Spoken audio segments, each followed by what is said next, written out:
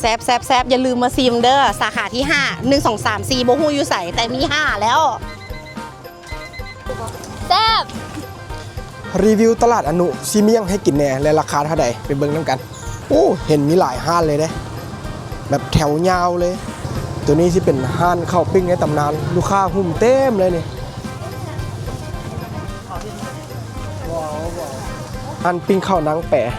ปิ้งข้าวไม่ละ5,000ปิ้งไข่ไม่ละ15มีทั้งทาปลาแดกแล้วก็แบบธรรมดาได้แล้วก็ไปกันต่อบัดนี้นะนี่ทุกคนเห็นห้านบันเซลอันนี้แมนห้านบันเซลตู้เว่เนาะสุดหนึ่ง30,000มีพักพันให้พร้อมมีครบเบิดเพิ่นมีน้ำขับปุ้นมีกะทิน้ำได้นี่อันนี้ห้านตำยุสีหอมเพิ่นก็ย้ายมา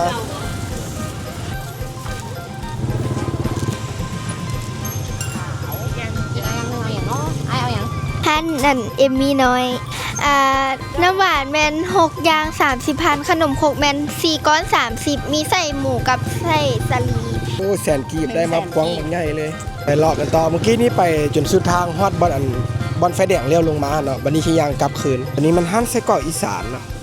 ฝั่งห้านแดงห้านน้ำไข่ไส้กรอกอีสานเด้อเป็นไส้กรอกอีสานกับมีไส้กรอกอัวเพี้ยอัวเครื่องไส้กรอกใหญ่โดยสบายดีห้านเขาขายปิ้งไส้เจ้าเป็นประเภทไส้ไส้อ่อนไส้แดงเป็น60,000ฝากนั้นที่เป็นห้านย้ำจีนลูกค้าหุ่มเต็มเลยเนี่ยที่มีห้านขายอาหารยาวเต็มเป็นแถวไปเลยสบายดีบ้าบินใบเตยมะพร้าวยายมาแต่สีหอมเด้อขอฝากหานแน่สบายดีขอฝากห้านน้ำปลาในเด้อมาจากสีหอมคือกันเด้อเจ้าเด้อขอฝากนำเด้อปิ้งแซลมอนเด้อเจ้ามาจากสีหอมรสชาติคือเก่าราคาซ้ำเก่าเวลากินแล้วบ่ต้ยฝากห้านนี่เด้อมารับไฟลูกเด้อขายย้ำหนาวนี่ค่ะขายอันนี้ก็ย่ายไม่ได้สีหอมมาเนี่ยโอ้มาอยู่พี่เบิร์ดเนาะ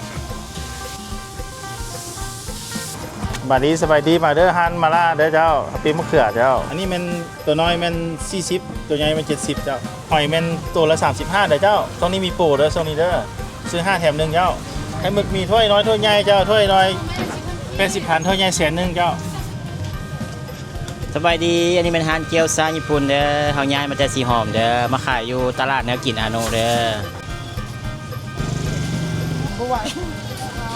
โดยฝากห้านปิ้งเฮ็ดในเด้อเฮาย้ายมาจากสีหอมเด้อปิ้งเฮ็ดเฮาขายสุดละ50,000เด้อตัวนี้มันห้านปลาเส้นทอด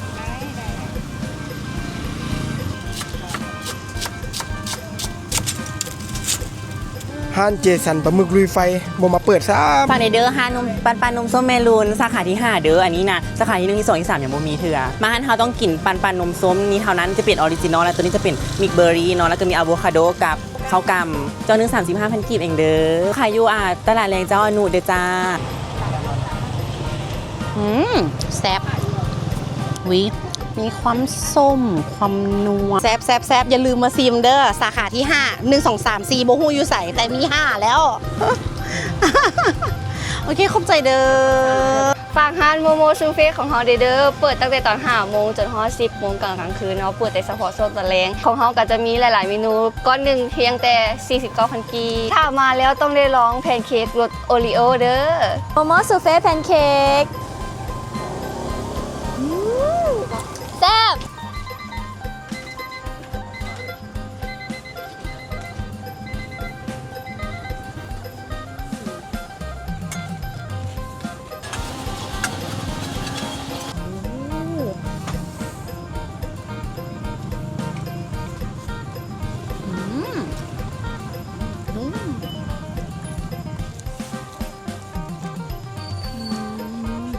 แซ่บลองเด้อคนน้องนุ่มดึง